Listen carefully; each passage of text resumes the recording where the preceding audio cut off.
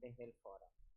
Otro miércoles que nos enorgullece poder hacer esto que hace un largo tiempo queríamos hacer, que fue un poco uno de los sueños y que lo estamos logrando y venimos marchando. Y hoy con un invitado especial, que no es invitado, pero que hoy es invitado, y que es el presidente del foro. Hoy lo tenemos a Carlos Cristini con nosotros, acompañándonos en esta edición. Y tenemos a los otros invitados que después los vamos a presentar, que son de la UIF. Suena, ¿eh? La UIF. Suena decir que son de la UIF. Dijimos que vamos a hablar de lavado y de blanqueo. ¿Qué tal, Carlos Cristini? ¿Cómo anda el presidente del Foro Regional Rosario? Bueno, muy contento. La verdad, seguimos sumando eslabones en la cadena de crear conciencia en la sociedad en la que vivimos y bueno, esto como vos decías bien, Selva, que fue un anhelo de la institución de años, tener un canal de comunicación, porque a veces en todas estas cosas se juega bastante de autista y a veces esto no lo compartís con la comunidad y encontrás muchas veces que la gente te dice ¿por qué no lo comunican, por qué no lo informan y por qué no hacen un poquito escuela de lo que trabajan y en lo que están? Así que feliz por esto, feliz por hoy tener la compañía de gente que está comprometida con todo el cambio que uno pregona desde un montón de lugares y bueno, la verdad que tener profesionales del nivel y del prestigio de quienes hoy nos acompañan verdaderamente es muy agradable y muy importante, incluso para nuestra institución, para Rosario y para la región, porque son funcionarios que muchas veces estamos acostumbrados a que vos no lo ves en lugares como Rosario y hoy están los dos presentes acá acompañándonos, más allá que el caso de Juan, ahora lo voy a presentar, tiene más su radicación acá, pero hoy Mariano está por otra actividad y ha hecho un hueco para poder acompañarnos. Y porque son áreas del Estado que además, y de gobierno, que además, si bien la gente las escucha un montón nombrar, en general creo que la gente no sabe bien qué tienen que hacer, cuáles son sus responsabilidades. Así que estaría bueno que también conversemos un poquito de eso, ¿no? Para la idea es, efectivamente, como vos decís, yo termino de cursar y de recibirme en una diplomatura de prevención de lavado de activos. Y bueno, son áreas, como siempre se habla, o espacios de la profesión que están poco tratados, muchas veces tratados por gente que no tiene el conocimiento, entonces es peor todavía. Y bueno, teniendo esta oportunidad, sí, por supuesto, vamos a hablar un poquito y le voy a pedir a ellos que hagan una introducción, que nos cuenten un poco, y después entrar en algún tema a lo mejor más puntual. Y ojalá sea un ámbito donde ellos se sientan cómodos y cada vez que haya la oportunidad de comunicar o de hablar o de crear conciencia, sepan que tienen las puertas abiertas. Sí, siéntanse cómodos, porque esto es un stream, y los streams la gente se siente cómoda, se siente relajada, todos hablamos, todos nos interrumpimos, esa es la onda, así que participamos, así. Bueno, los voy a presentar. Nos acompaña Mariano Ezeiza, que es director de litigios penales de la Unidad de Información Financiera, y Juan Lafontana, que es subdirector de la Agencia Regional Central, Dirección de Coordinación de Agencias Regionales de la UIF también. Bueno, bienvenidos, es un gusto y bueno, no sé, en primer lugar te doy la palabra a vos, Mariano. Bueno, muchísimas gracias por la invitación. Para mí es un honor participar del foro. Es verdad, si bien viene por otra actividad, lo cierto es que estos espacios me parecen sumamente importantes para poder acercar al público un poco lo que hacemos como institución, y porque entiendo que es una institución que genera un poco de ruido, quizás de miedo frente al desconocimiento a veces respecto de qué puede hacer y qué no. Y más allá del tema que vamos a tratar hoy, en la medida de lo posible, con la mayor profundidad que se pueda, les voy a comentar un poquito de, bueno, qué hacemos, qué es la UIF, un poco lo que estabas preguntando vos. La UIF, si bien su nombre es Unidad de Información Financiera, lo cierto es que se llama así porque la palabra inteligencia en nuestro país es una palabra que hace ruido, quizás un poco vinculada a la actuación de organismos de seguridad o de las Fuerzas Armadas en alguna otra época. Mal utilizada, porque la inteligencia en seguridad es necesaria. Digamos, no. Estás en una institución que defiende el uso de esa palabra. No, pero además no es la institución, digo, somos expertos en seguridad, digo, estudiamos seguridad y no existe nadie que diga que no puede, que no deba existir la inteligencia en materia de seguridad. Y esto es seguridad. Bueno, precisamente, nosotros somos un organismo de inteligencia fiscal. Exacto. Eso es una cuestión que hay que tenerlo bien Qué presente. bueno.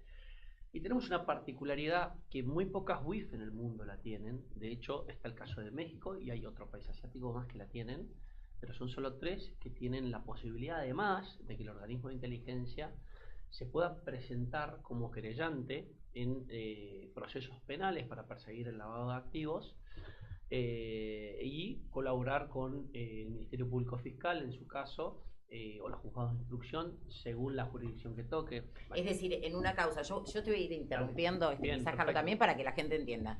Digamos, hay una causa, supongamos, y para poner un ejemplo, hay alguien que se lo está imputando por narcotráfico, entonces citan a la UIF para que traiga pruebas y diga si esta persona, por ejemplo, estaba lavando dinero de tal manera, estaba, ¿sí?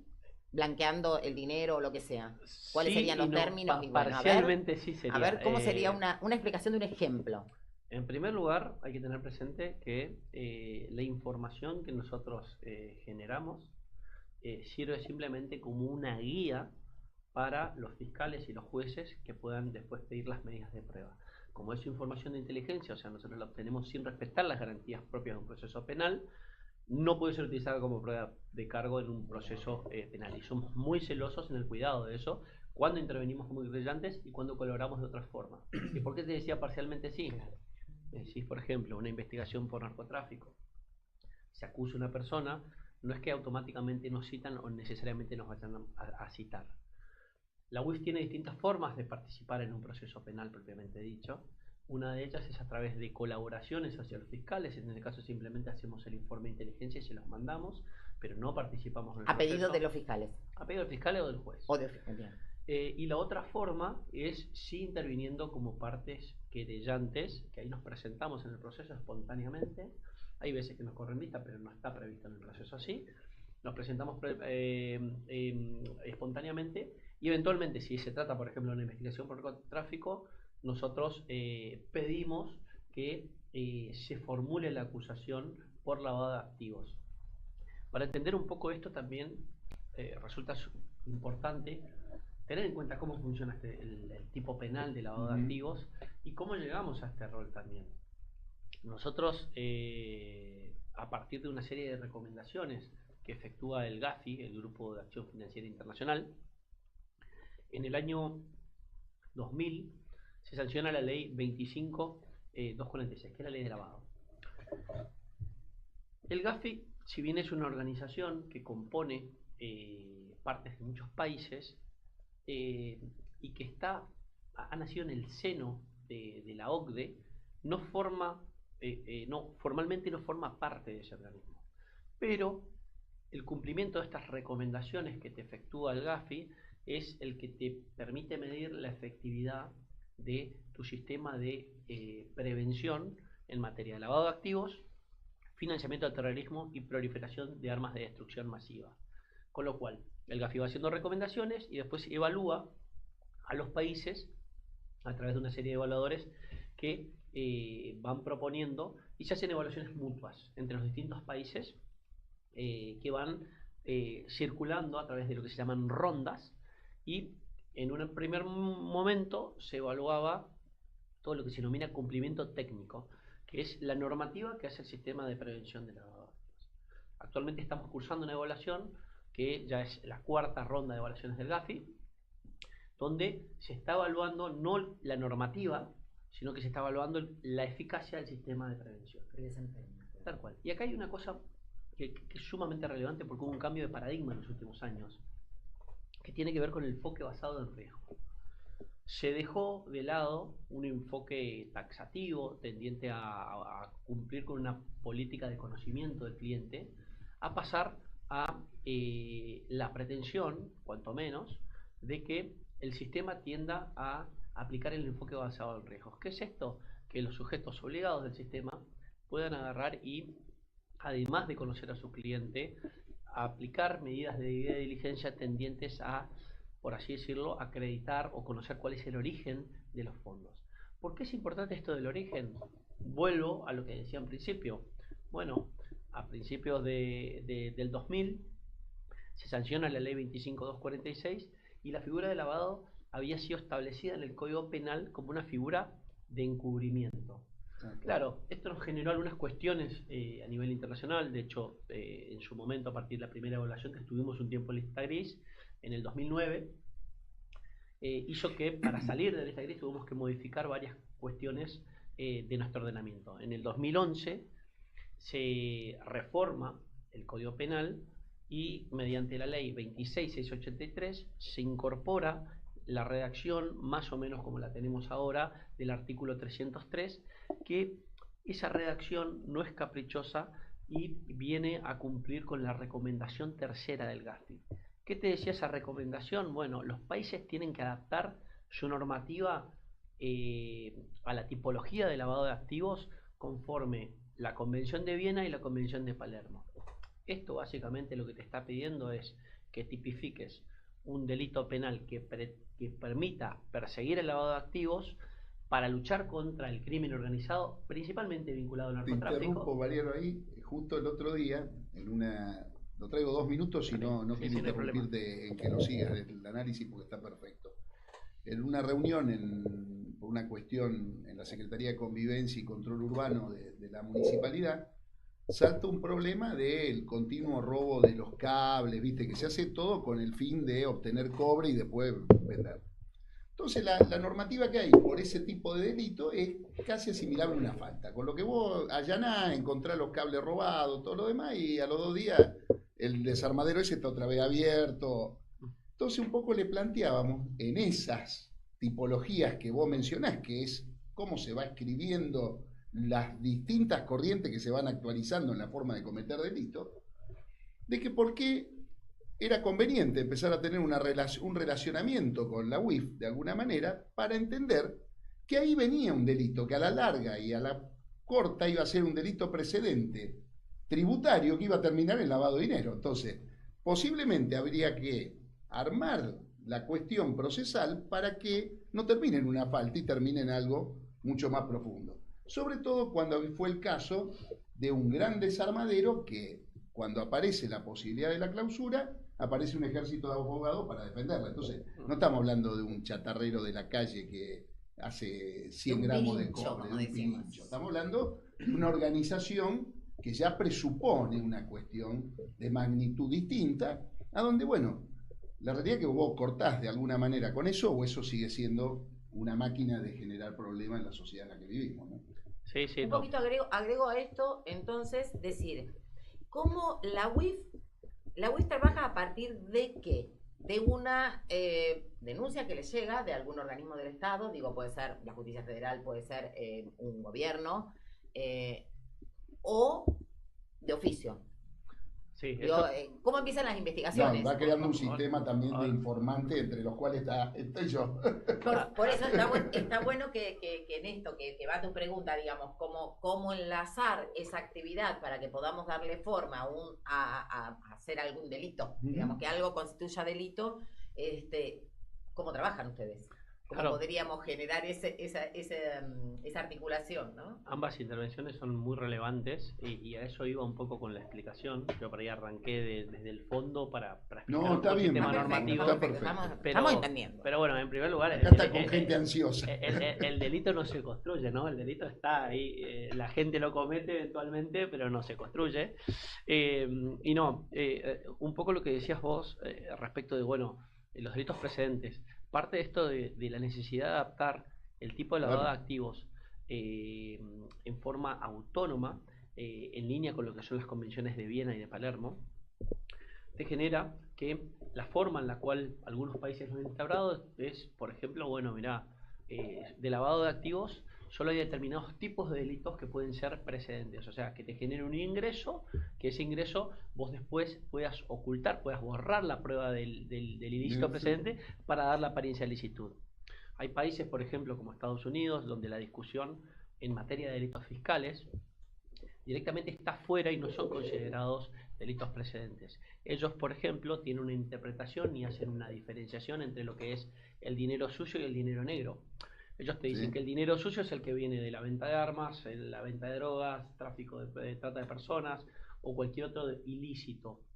Y lo que te dicen, el dinero negro es Evasión. dinero, claro, que fue originado en una actividad lícita, que no fue exteriorizado ante las autoridades públicas y se transformó en negro. Por lo tanto, después si vos pretendés lavar ese delito, no lo podés lavar porque el origen sigue siendo lícito. Esa discusión en Argentina, cuando nosotros en el 2011 modificamos con la ley 26.683 en la ley de lavado actual, lo establecimos al tipo penal como un tipo penal autónomo. Esto quiere decir que vos no necesitas una condena por el delito precedente, pero también amplio. ¿Qué quiere decir amplio? Nosotros no tenemos una tipología de lavados. Si bien la ley 25.246 en su artículo 6 menciona algunos de los precedentes, pero la realidad es que cualquier ilícito podría ser precedente del delito de lavado. Y acá me gustaría hacer una aclaración un poco respecto a lo que dijiste vos. Es, para que pueda ser considerado un ilícito precedente no se requiere condena, Claro. simplemente hay que acreditar la ilicitud del origen de los fondos, pero esa ilicitud debe provenir de un delito propiamente dicho, no de una contravención. Si es a título de multa, es atípico para el lavado. Eso es importante tenerlo presente. Delito del Código Penal. Delito del Código Penal o de alguna ley especial que prevea delitos, pero No sujeto, claro. no tiene que ser una contravención. Si es algo que No, tenga pena de está multa. inhabilitado, te inhabilito porque nada, te inhabilito local, que sería una falta. Una falta de la contravención municipal es Claro. atípica a los efectos del lavado. Ahora bien, la segunda pregunta, que es la que me decías vos, es, bueno, ¿cómo trabajamos nosotros? ¿Cómo nos nutrimos de información? Bueno, nosotros tenemos distintos canales. Uno de ellos tiene que ver cómo captamos información a nivel internacional. Nosotros somos parte del grupo Egmont, que es un grupo que engloba todas las WIF del mundo, y ese grupo tiene una red segura de intercambio de información, toda de inteligencia entre las distintas WIF. Ahí nosotros compartimos y nos comparten. Tenemos otro convenio que es el convenio de la RAC, que es una red vinculada a lo que es el Gafi y que también funciona muy bien en el intercambio de información, y sobre todo lo utilizamos mucho para intercambios con Estados Unidos, hasta con FinCEN, con Uruguay, Brasil y Paraguay, y esa red también nos nutre de información. Eso es a nivel exterior. Pero a nivel interno, nosotros tenemos dos formas de hacernos con la información. La primera de ellas es lo que se conoce como el deber genérico de informar, que está en el artículo 14 de la ley, que es cuando la UIF, como te la hace la FIP, como te la hace la aduana o cualquier organismo público, puede pedir a cualquier sujeto público o privado que le informen sobre una cuestión en particular.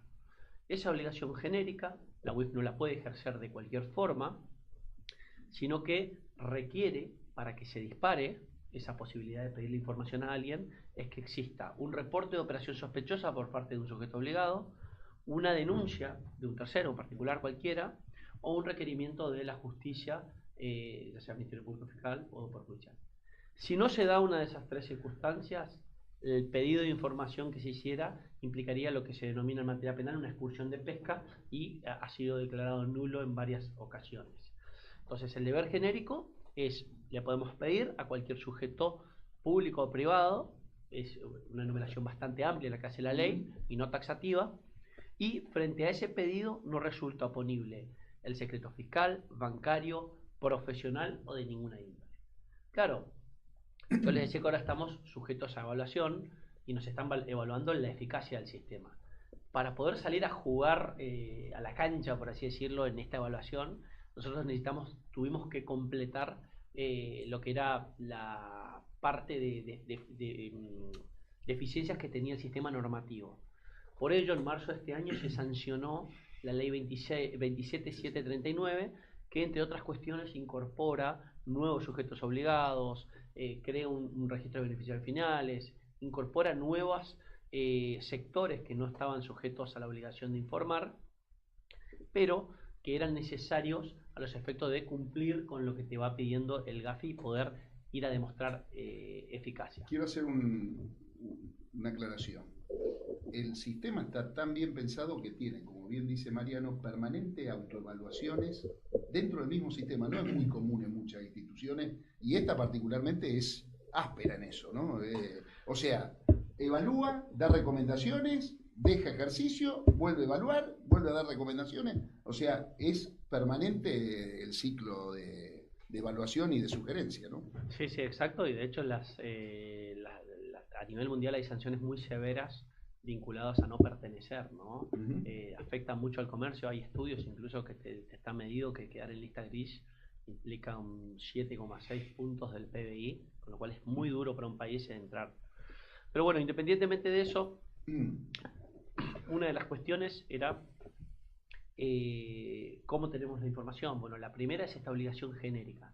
Y después la segunda, que es la que más genera, por así decirlo, injerencia de la UIF, es la que surge del artículo 21 de la ley de lavado, que es la dinámica opuesta. Ya no es la UIF pidiendo información, sino que una determinada cantidad de sujetos que están especificados en la ley, una lista en el artículo 20 de la ley, que son designados como sujetos obligados, y ya ellos, por realizar alguna actividad específica que está en la ley, tienen que brindar información a la UIF respecto de determinadas circunstancias. Ahora les voy a explicar cómo se mide ese parámetro de que hay que informar y que no.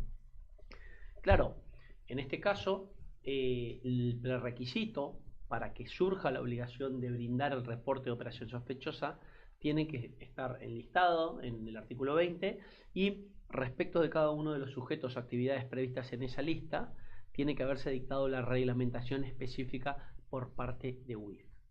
Bueno, en estos casos, tanto en la obligación genérica del artículo 14 como en la obligación específica del artículo 21, no es que la obligación pasa a estar en conocimiento de las autoridades y pasa a ser obligación pública.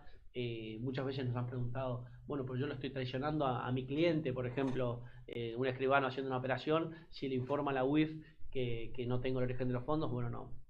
Esa información sigue estando sujeta al secreto, pasa de la órbita privada, el 156 y 157 del Código Penal que exponen la violación de secretos profesionales, y pasa a estar a la tutela de el artículo 22 de la ley de lavado, que prevé también sanciones de prisión por divulgar secretos de los informes de inteligencia, que incluso a nosotros, como empleados de la UIF, nos sigue vigente la prohibición de brindar información hasta después de dejar el organismo.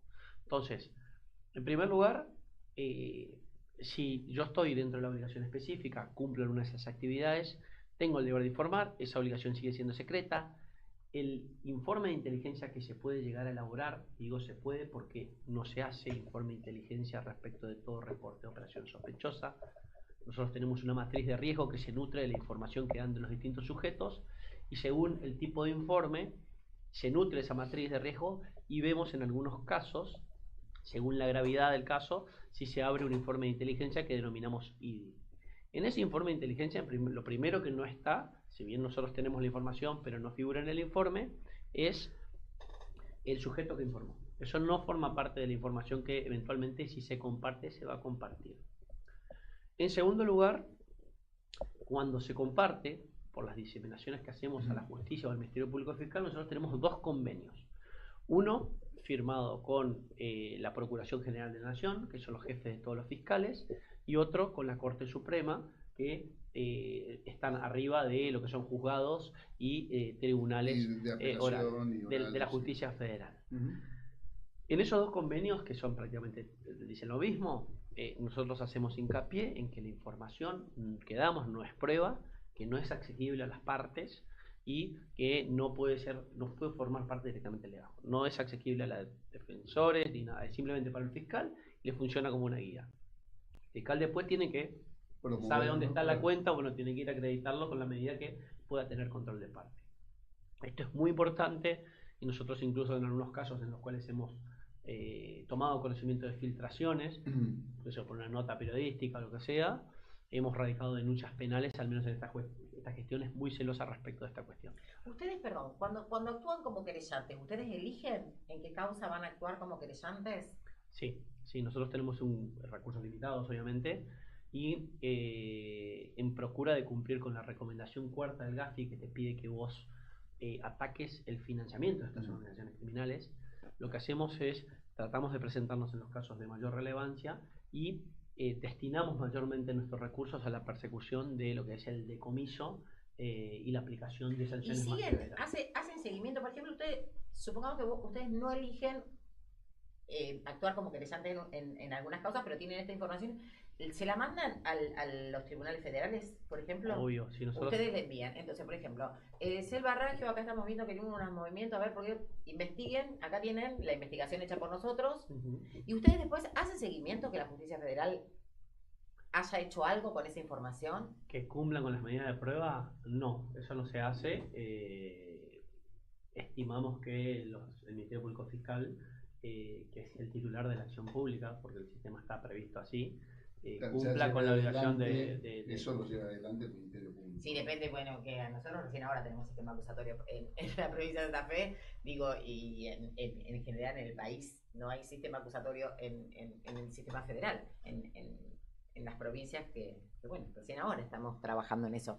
Y lo que digo es porque acá hubo, por ejemplo, un caso resonante, y se me ocurrió traerlo ahora, se me vino a la cabeza, tampoco tan resonante, pero sí nos alimentamos porque nosotros profundizamos sobre la cuestión. ¿Qué es lo que pasó? Un corredor de inmuebles, salen los periódicos como que había estado denunciado por lavado y bla, bla, bla, bla, un poco. Entonces, nosotros tenemos dentro del staff, en el foro, de miembros del foro, tenemos corredores y demás. Entonces, personalmente se me ocurrió preguntarle a esa gente, digo, che, ¿pero qué pasó con este caso? No, y nosotros la verdad es que nosotros no quisimos matricular cuando nos enteramos de la denuncia de lavado, y entonces esta persona fue a la justicia provincial a exigir que nosotros matriculemos. Era una disputa sobre matriculación o no cuando no cumplías las condiciones para estar matriculado. Exacto, gracias. Entonces, la gente de la Cámara dice, nosotros nos vamos a matricular porque acá hay una denuncia de lavado. Perfecto, entonces esta persona va a la justicia provincial, como digo, que es la que compete para este tema que estaba en cuestión. Y por supuesto, el juez provincial, como no había condena en la causa federal por lavado, le exige al colegio que matricule. Acá no hay ninguna condena por lavado, ustedes tienen que matricular. Lo anecdótico y lo que traigo, digo, por este seguimiento, es que la causa era del 2008 y esto pasó el año pasado y en el transcurso de este año, ¿no? Una causa que arranca hace 15 años atrás y que los tribunales federales ni siquiera no habían condenado ni no condenado, digo, ¿no? Cada vez que estaba por prescribir, metían algo, ya sabemos cómo es esto, algún movimiento en la causa para que no prescriba. Entonces, por eso se me ocurría en este relato tuyo, que digo, ustedes por ahí hacen un esfuerzo de una investigación, lo llevan a la justicia federal, bueno, ahora ustedes son los encargados de hacer algo con esta investigación y que después, ¿no?, esto tenga un final feliz. Sí, lo cierto es que el sistema en general de la Argentina tiene múltiples deficiencias y bueno, es un problema transversal a nivel país, el que estás mencionando. Mariano, ¿eso se llega a evaluar cuando Gafi hace una evaluación? Es lo que están evaluando, de hecho. Claro, por eso lo traje. Perdón, ¿no? Es lo que están evaluando, la eficacia precisamente. Claro. Y esta es porque la institución puede estar trabajando con un nivel de eficacia, pero otros componentes de la cadena no tengan el mismo, ¿no? Por eso acá lo importante respecto de lo que mencionás, en ese caso, independientemente de las decisiones que hayan tomado los tribunales y el tiempo que haya transcurrido, lo cierto es que lo que se pretende con el sistema es que el output no sea la solución simplemente judicial. De hecho, de esto se trata el enfoque basado en... Claro, el sistema de prevención. De esto se trata el enfoque basado en riesgos. Y un poco acá también está importante en la comprensión por parte del sector privado, los sujetos obligados, que son socios estratégicos nuestros, de cómo actuar. Por ejemplo, en el caso de un corredor, bueno, ellos están designados como sujetos obligados. En el caso de ellos, cada corredor, según la zona geográfica donde se ubique, según el tipo de clientes que tenga habitualmente, tiene que elaborar sus manuales, hacer una autoevaluación de riesgos, y en función de los riesgos que ya les digo, pueden ser geográficos, de actividad, de perfil de clientes, se elabora un perfil transaccional de esos clientes. Claro, en la medida en que la operación que te esté pidiendo hacer esa persona, lo primero que te dice el enfoque basado en riesgos es que vos midas en función del perfil transaccional de esa persona si esa operación es inusual o no. Si está por fuera de ese perfil transaccional, hasta el momento tenés una operación inusual. ¿Qué tenés que hacer frente a eso?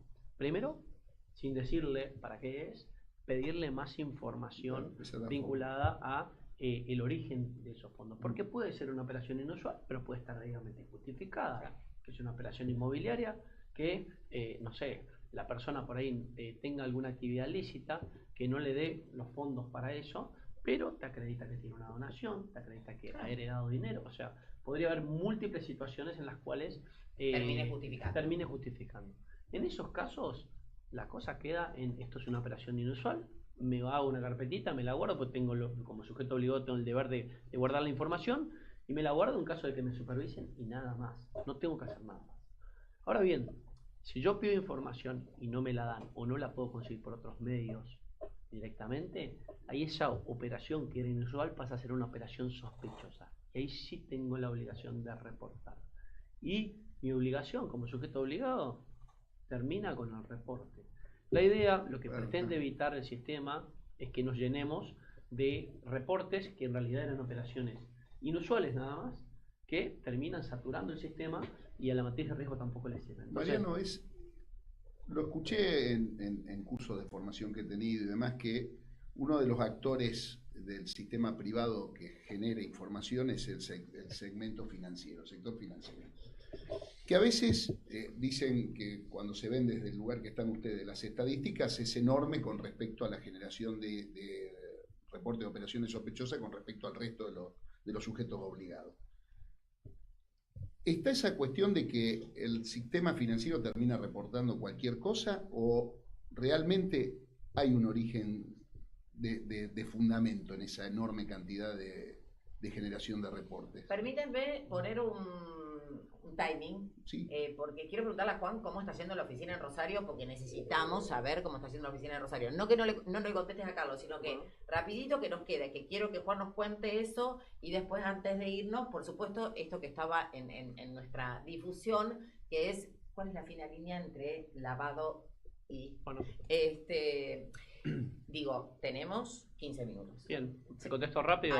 Lo del sector financiero, principalmente los bancos, en una época sí, no tengo el número duro de la estadística, hacían mucho reporte de cobertura, se le dice, pero actualmente se ha mejorado mucho con ese sector, tenemos mesas de trabajo, se está charlando y han mejorado muchísimo en cuanto a lo que es la detección y las actividades, las medidas de debida diligencia. Correcto. Y los reportes, la verdad que han mejorado mucho en su calidad. Juan, ¿tienen miedo la gente? ¿Tienen miedo? Habría que preguntarle, la verdad, sí, no creo. Claro, digo, ¿tienen miedo los profesionales? Digo, porque en definitiva... ¿no? Es como todo. Te vienen a perseguir después de que estuviste sentado en mi oficina para querer comprar algo, digo, el profesional que toma conciencia de esto tiene miedo a los riesgos potenciales, claro, de entrada, ¿no? Porque, como dice Mariano, hay una cuestión bastante transparente, si te tomas tiempo de leer las leyes y todo lo demás, bastante transparente, pero tiene una serie de obligaciones, sobre todo en el sector privado, importante. Vos no es que escribí, él lo comentó así rápido, pero el manual lo tenés que escribir, no podés ir a decir a un amigo, che, fulano, me da un manual que lo voy a copiar, porque a lo mejor ese hombre del sector del seguro, y vos sos del sector inmobiliario, no tiene un pito que ver el manual del sector del seguro con el manual del sector inmobiliario. Entonces, hay cosas de responsabilidad que si vos sos cuidadoso y tenés, o te toma el tiempo a veces dentro de la misma página de la UIF de ver algunos sumarios y todo lo demás que son públicos a veces, te das cuenta que cualquiera puede estar en el radar cuando incumple algo y a veces las sanciones no son livianitas. Yo te meto el último bocado porque esto que decís es sumamente importante.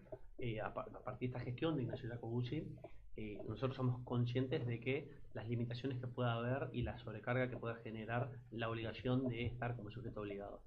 Y recientemente se ha modificado la resolución que establecía el procedimiento sancionatorio y además de la posibilidad de incluir la posibilidad de abreviar un procedimiento que evita la sanción severa, que estaba solo previsto para incumplimientos formales, ahora también se amplió a incumplimientos sustanciales con un entendimiento de que nosotros nos interesa que cumplan, que mejoren su sistema, no que queden afuera, y que no queden afuera. Y para eso está la figura del revisor externo independiente, que es el que ayudaría en todo caso a mejorar tu sistema, tu manual y adaptarlo a tu caso particular. Pero bueno, Juancito, te cedo la palabra. Sí, porque Mariano, acá vos viniste por Juan, vamos a hacer. No, venimos. Bueno, aprovecho los saludos a los dos, Carlos, Selva. No, Mariano vino conmigo, los dos juntos. Bueno, como comentaba, estuvo otra actividad casualmente en Rosario, así que me pareció sumamente importante porque y que aunque además, nos la lengua, unas ganas de preguntarle además de hablar muy bien y ser muy claro explicando, sabe mucho y creo que quedó muy en claro eso. Así que me parecía sumamente importante y gracias por invitarnos. Puntualmente la regional. A ver, inicialmente la UIF estaba centralizada en Buenos Aires, si bien hoy la agencia, digamos, la sede central está en Buenos Aires. En 2015, si mal no recuerdo, o 2016, fue que por una cuestión de necesidad geográfica se comenzó con se creó la primera regional, que fue la Agencia Regional Norte, que comprende 7 provincias con sede en Salta. Posteriormente, no me acuerdo si era 2018 o 2019, se creó la segunda regional, que es la del Litoral, con sede en Posadas, que comprende Misiones, Corrientes, Entre Ríos. Y el año pasado, también por una cuestión, creo que es de público y notorio, se comenzó con la idea y se concretó en muy poco tiempo la creación de la Agencia Regional Central, que comprende provincias de Santa Fe y de Córdoba.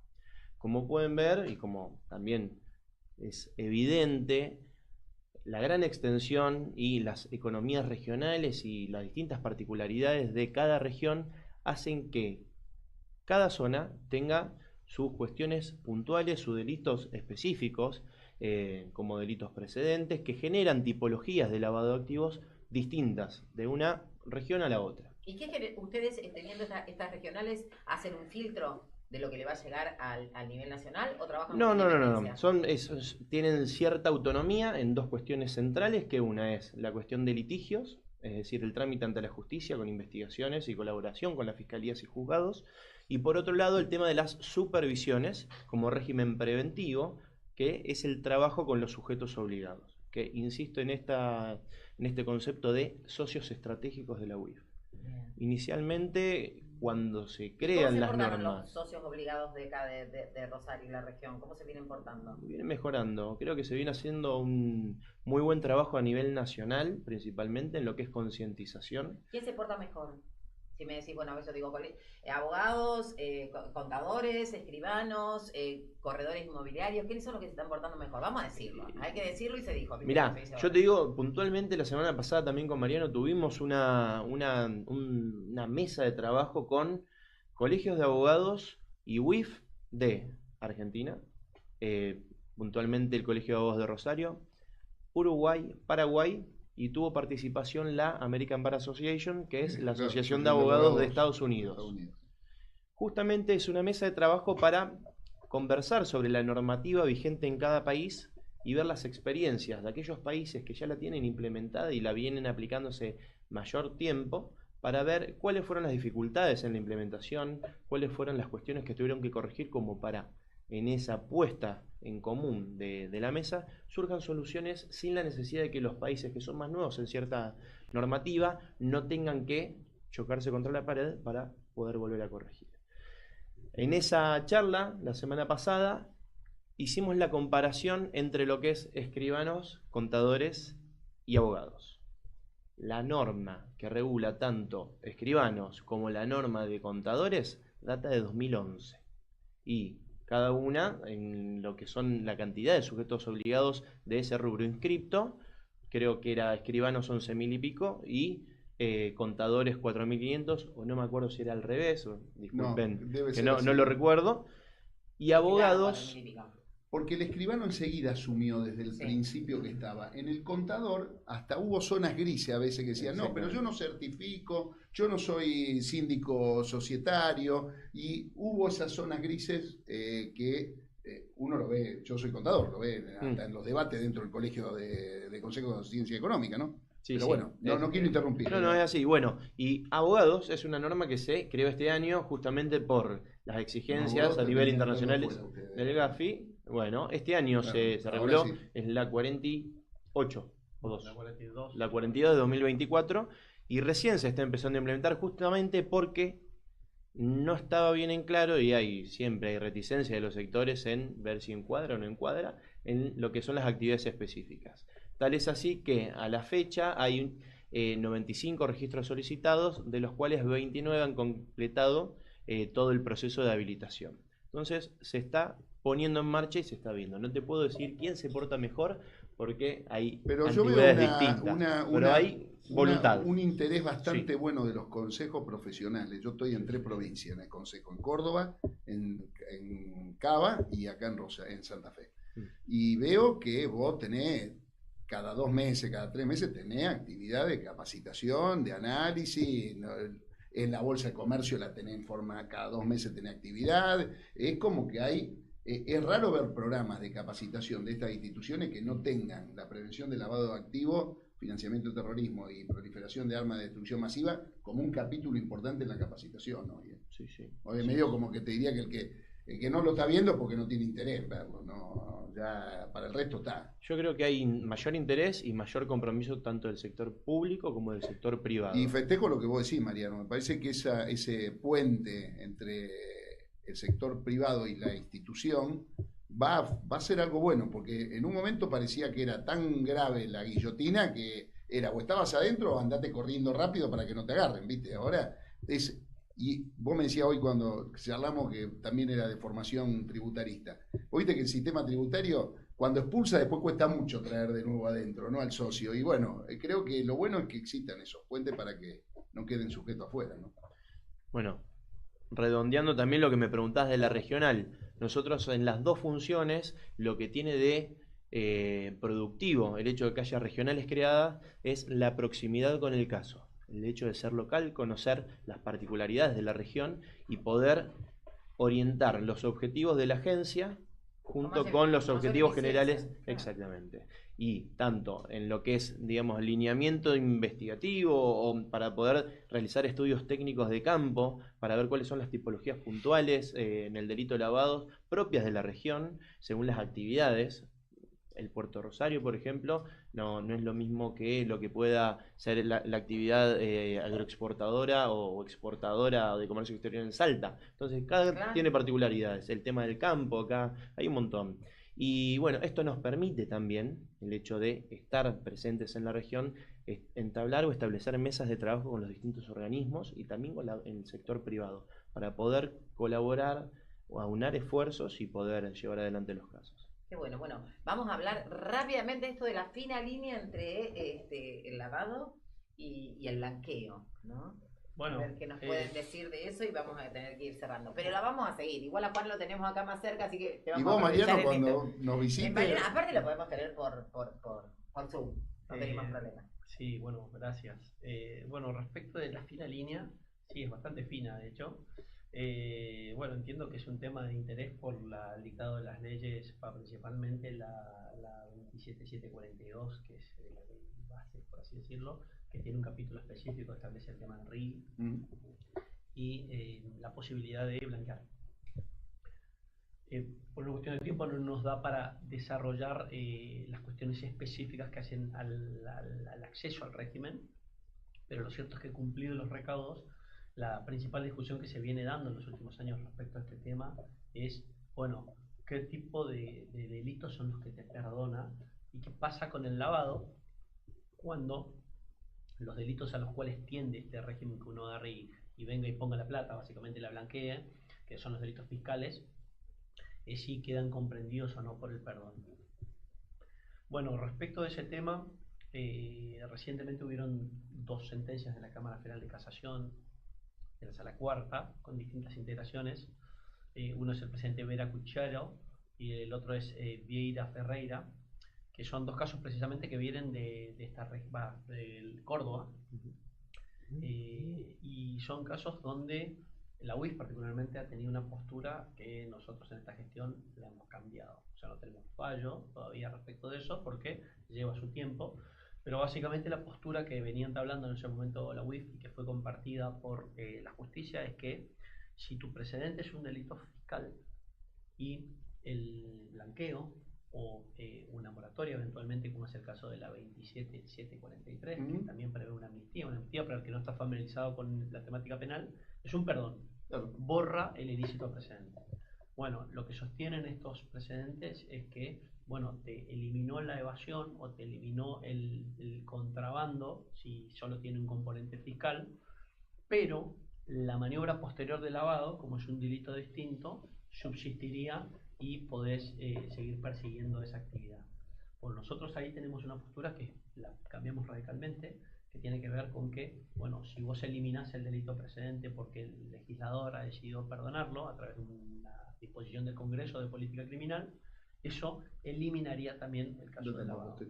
Ahora bien, esto sujeto a ciertos matices, no es que cualquier cosa va a pasar. Lo que sí vamos a hacer nosotros es a chequear que realmente el delito precedente que se metió en el blanqueo o que se pretendió extinguir con la moratoria, realmente no tenga ningún tipo de conexión con el crimen organizado, o sea, que no nos metan plata de la droga, de la trata de personas, de tráfico del de tráfico armas o cualquier otro delito. Entonces, si en la investigación nosotros agarramos y detectamos esos, sí vamos a agarrar y claro, a porque perseguirlo. en el fondo lo filosófico de esto es que es el referido a la cuestión tributaria. ¿Qué es evasión, no? En general, Bueno, evasión. Claro, pero ¿no? la evasión, si la evasión es porque también vos en una compraventa de armas de guerra, por ejemplo, puede ser un delito de evasión porque no están tributando el impuesto, pero Bueno, ahí hay otra discusión. En realidad, si la actividad ilícita puede pagar impuestos. claro. Nosotros entendemos que la actividad ilícita es de comiso. No, vos no, por vender droga no pagás impuestos. No. Al revés, si la actividad es lícita, bueno, eventualmente es amnistiable. Y ahí la única discusión fuerte que ahora está quedando es con el tema de las facturas apócrifas. Que, Ahora fue retirado bueno, lo que al principio parecía que estaba, ahora no está más. se sacó un decreto reglamentario diciendo que respecto de lo que es el blanqueo, esto es el régimen de la 27742, 42, no podrías meterlo por blanqueo, pero sí podrías extinguirlo a través de la 27743, que es la moratoria.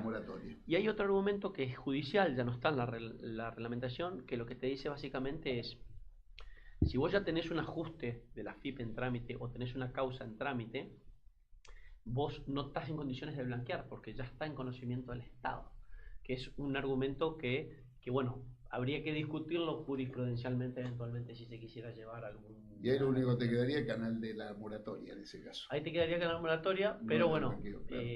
la diferencia son los costos. Sí, Estás sí. hablando del 5% contra el 100% en el caso de la moratoria. Del capital, ¿no? Sin las quitas de intereses y demás. Pero bueno, lamento habernos excedido con los tiempos. No, es un placer y la verdad es que rico, queda acá, y de acá arrancamos la próxima porque me parece fascinante y nos quedamos acá justo en el lugar donde queremos más. Así que bueno, me parece que va a estar bueno que lo sigamos de aquí a un mes y medio, una cosa así, donde ustedes también ya van a entrar a trabajar más sobre este tema, ¿no? Y después de octubre creo que podemos hablar con mayor profundidad. Genial. Cuando terminamos el plenario de la Mariano y Juan, siéntanse. Los comprometemos para noviembre. Como les dije al principio, con las puertas abiertas de la institución para tratar o venir a crear conciencia. Convocar, sí, cualquier actividad que quieran hacer en este sentido. La verdad es que las puertas abiertas siempre somos un canal en ese punto de comunicación y bueno, tenemos 60 empresas y muchas y profesionales y muchos de los rubros de los sujetos obligados.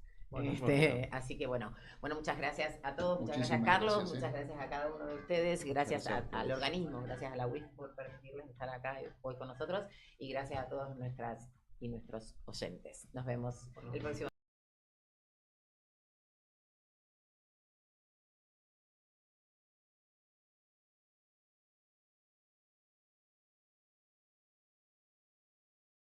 Agofa TV. Una nueva experiencia. Con espíritu de radio. Con imagen de televisión.